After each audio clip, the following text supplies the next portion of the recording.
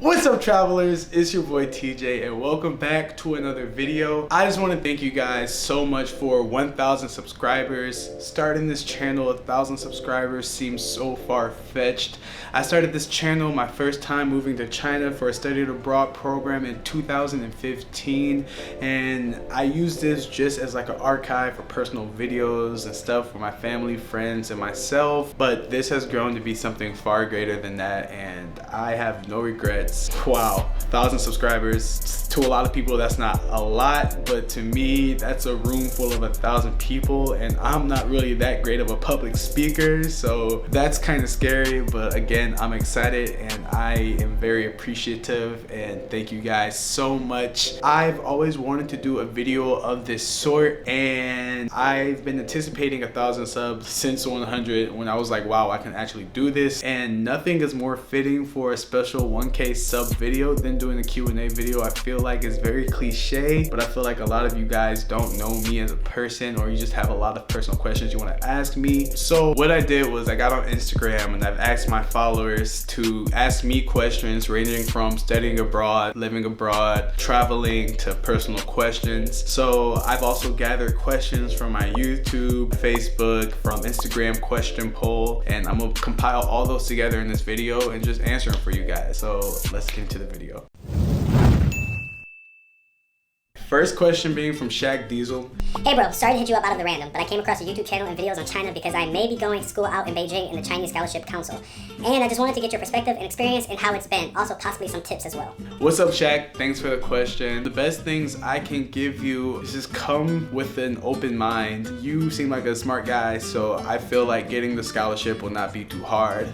And to everyone else that wants to go for the CSC scholarship, I will be posting a special video on my process, on what I did, how I wrote my study plan and my personal statement, and all the processes that you have to go through to when it's finally confirmed that you got the type of scholarship that you want to go for. But again, for the perspective and everything, I have multiple videos on those type of things. So I encourage you to go watch those videos on my experiences. And just my number one tip for you is just go with an open mind, man. Don't be closed-minded and just set on one thing. You have to try new things, you have to think different ways, and you have to meet new people and go outside of your comfort box. So I hope that helped you out. Second question being from Grace Cullen. This is actually not just one question, it's actually 4 different ones. Let's get through this. First question for Grace. What would the living expenses be a week, such as food and accommodations? Me personally, I ate the cheapest stuff that I can find. The conversion rate is $1 is like roughly 6.6 kwai. I will probably spend 5 kwai on breakfast, so that's not even $1. I'll spend like 12 kwai on lunch, 20 kwai maximum on dinner. So you can do the math. That's not that expensive of a day. So just times that by 7. I'm a very repetitive person. I'm really picky with my food. So once I found what I liked, I stuck to that. My budget was pretty much the same throughout the whole week. But I would say roughly I can spend about 100 to 150 RMB a week, which is really not that bad. For accommodations, that's different. Depending on where you're living, I live in Shanghai and I will be living closer to the city center. So my budget for accommodations will be about 3,000 to 4,000 RMB a month, which is around $500. And that can be pretty high for some people, especially if you consider what you're getting for what you're paying. There could be small rooms that are going for like $500 depending on where you're at in the city. So be careful about that. But for accommodations, it's really hard to say how much you can budget. You have to go first and find something and see what you can get, because you can get something as low as 2,000 RMB, but something as high as 6,000 RMB. It really ranges, and it's a very dynamic range. So it goes from person to person. Second question for Grace. Did you find it easy to travel China and Asia while on exchange there, and is it cheap? The answer to that question is yes and no. There's a lot of places that I decided not to go, such as Singapore, Malaysia, because the prices were just outrageous to get there, and when you get there, actually it's pretty expensive compared to other places. I actually traveled to only 3 countries when I was there: South Korea, Japan, and I traveled to China. I traveled to South Korea before going to China for school, and then I traveled to Japan during school, during a break, so that was actually pretty cheap. When I was in Japan, I actually spent quite a bit of money, so it's different, but it depends on how much you budget and how much you want to spend. I recommend going to cheaper places such as like Indonesia, Thailand, things that you can get a good bang for your buck and you don't break the bank account. I love living in Shanghai because I'm not too far from a lot of places. It's very central, places that I'm very interested in. Yeah. Third question from Grace. Did you like the social life of the dorms and nightlife? Please tell me it's good. My answer to that question is yes, 100 times yes. Some of my best friends to this day are from the dorms that I lived in. They weren't in my specific program, so I didn't see them in the classroom, but we lived next to each other. We went out together. We had lunch, dinner, breakfast together. We just had a great time together, and when we all left,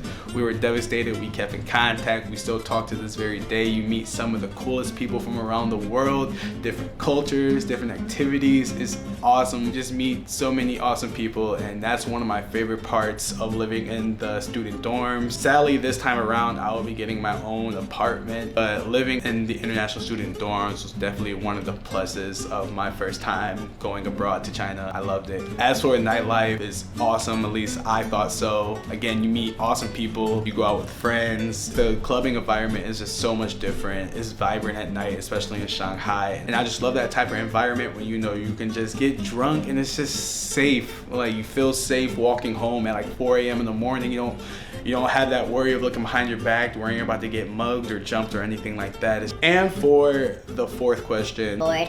I get bored anywhere, everywhere I am. I'm just a very boring person. Sometimes I just love staying inside and just sleeping or reading or just watching stuff. It is easy to get bored and it's definitely a personal thing. There's always something to do. There's always people to talk to. You can go study your Chinese. You can go find some cuisine. You can go explore the city. There's always something to do, but if you just want to have a lazy day sometimes, and it's my fault, so I can't really complain, but yes, you can get bored, but yes, there's always something to do, so it's up to you. I hope that answered your questions, Grace. Thanks for asking. On to the next one.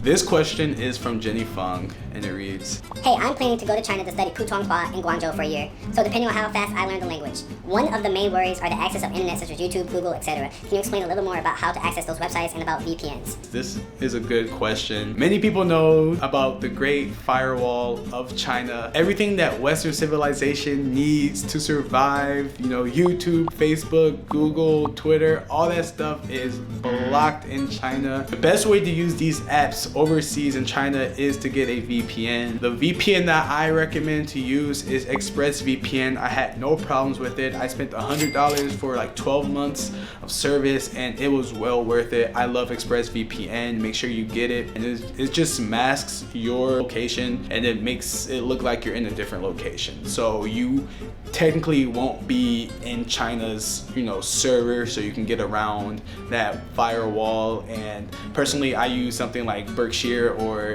Los Angeles or South Korea, and it just makes it look like you're in that country so you can use programs and apps. Make sure you get it on your phone and make sure you get it on your computer as well before you leave. Set it up before you leave because it can be a hassle to set it up while you're in the actual country. But other than that, VPN is super easy to use. It may be a little slower to use those programs, but it's okay. You'll get over it. I hope that answered your question, Jenny. Thanks for asking. Next question from BL. Where'd you grow up? And if you could see any artist living or dead, who would it be? I grew up in a city in Northeast Ohio between Cleveland and Akron called Twinsburg, Ohio. Not too many people have heard of it, but if you have heard of it, you probably know it for it having a festival every year, and it is the largest gathering of twins in the world every single year. Yes, I know that sounds weird, but it happens, and it's kind of creepy for the first couple years, but growing up here, you get used to seeing twins everywhere. And for the second part of the question, again, if I can see any living artist, dead or alive, Michael Jackson. I mean, I was probably like 13 when he died, but again, I have never seen him in person. I feel like he's the greatest performer of like ever, and I would love just to see that type of energy and vibe that he gives live. It'll just be awesome. I just want to witness that one time if I could. Next question being from Mickey Mike. Nice name, bro. When do you move to China, bro? Soon. Next question. No, I'm just kidding. Actually moved back to China coming up in a few weeks. Right now it is August 15th. My plane back to China is September 3rd and I'll be landing there September 4th. It is a 20-hour flight. I'm not excited for it, but I am prepared for it. I will be back September 4th. This question is coming from Lee Curley. How do you get past the racism in China? Man, the best way to see it is it's not racism, it's just ignorance. Again, like I tell everyone, just go with an open mind. Don't let anything people say to you bother you. It's not worth the hassle, it's not worth the fighting. Not everyone thinks like that. There's people like that literally in every country, every corner of the world, and it's just not worth it. Hope that helped. This one is from Kirsha. What is your favorite thing to do in Shanghai and your favorite thing about Shanghai? I would think my favorite thing to do in Shanghai is definitely, if you guys know me, you know I love like just shopping for clothes, looking at different outlets and stuff like that. From Bershka to Zara, these are just different things that I witnessed when I first moved there. Just all these different European or Asian brands like Spao or Uniqlo. I love looking at those different stores and trying to find something and expanding onto my wardrobe. I just love shopping, so that's definitely my favorite thing to do, not only in Shanghai but just in general. But my favorite thing about Shanghai is definitely how international it is, how vibrant it is, how culturally just different it is. I love waking up every day to something new, exciting. I never know what to expect during my day, and I just love that aspect of the city. It's a big city, you get that type of fast moving environment vibe, and that's just the type of things that I love. Hope that answered your question. Next question being from my man Wusadi. What holidays did you celebrate while abroad that you didn't normally here? One holiday that did catch my attention while living there is 11/11, which, well, if you don't know about it, will probably blow your mind, but this is called Singles Day. I guess each one represents one for being single. So 11/11 is that holiday, and it is equivalent to our Black Friday. And basically people use this day dedicated to going, I think it's like fueled by Alibaba, but people just shop online all day for like discounted prices. It's actually a really serious holiday. I was like, what is everyone talking about? Happy Singles Day, like what is this? But it's a real holiday, and it really caught me off my toes when I first heard about it. And the last question, was it hard adapting to Chinese language and culture as well as lifestyle? I would say everyone's adaptation is different. There's different stages of culture shock and, you know, just living in a different environment. For me, it took me about a solid 3 months to adapt to the culture and just the language difference of not hearing English all the time. It was a really rough transition, but once you get through all those stages, it's just smooth sailing from there. I wouldn't say it's difficult to adapt, but it's definitely not easy. Everyone's different, but for me, it was not easy, but eventually it became easier and easier. And once you realize, wow, I'm not in America or I'm not in my home country anymore, it's easier to accept and to adapt. I hope that answers your question.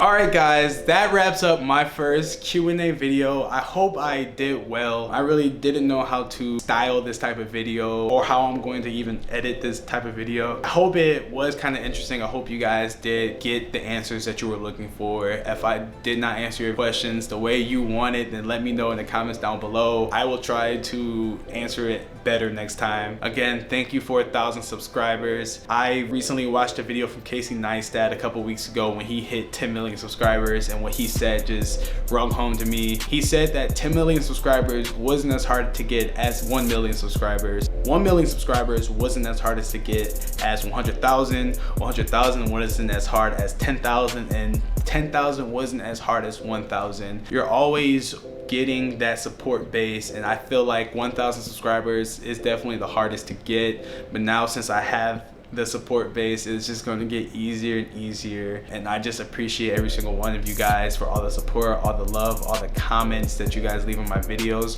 all the messages I've been getting on Instagram and Facebook. It's just really heartfelt and touching when I read how much I can inspire you guys to think differently about just living abroad or traveling around. It really touches home to me, and I appreciate everything you guys do. Yeah, that's gonna wrap up the video.